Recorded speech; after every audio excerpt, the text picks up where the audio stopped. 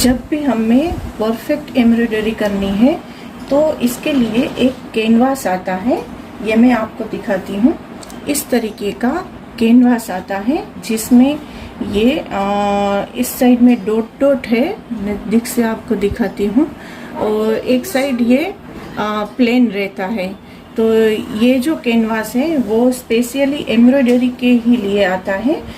वो बहुत ही मोटा नहीं होता, बिल्कुल पतला होता है कि जब हम एम्ब्रॉयडरी कर ले तो उसके बाद निकालना है तो उसको हम निकाल भी सकते हैं। तो ये कैनवास स्पेशल एम्ब्रॉयडरी का है और ये प्रेस से ही लगता है।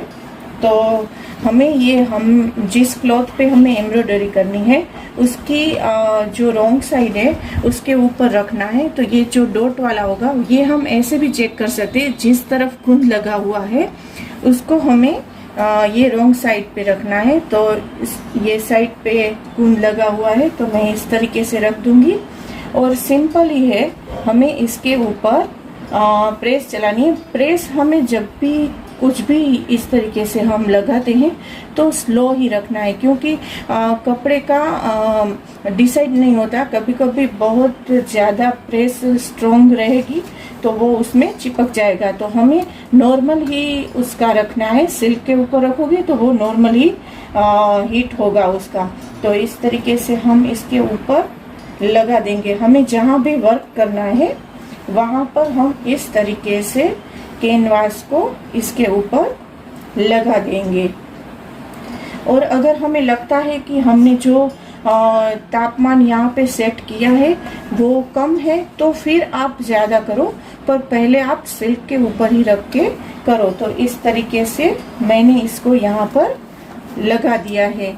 अब ये हमारा है वो इस पर जॉइंट हो चुका है।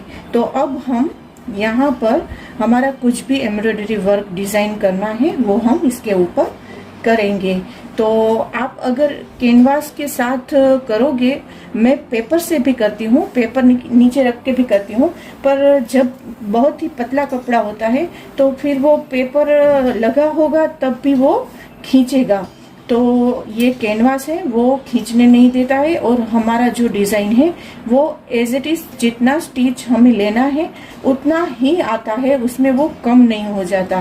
तो इस रीज़न की वजह से हम कैनवास लगाते हैं कि वो कपड़े को लूज नहीं होने देता, फिक्स पकड़ के रखता है। तो देखिए हम इस पर किस तरीके से एम्ब्रॉयडरी करते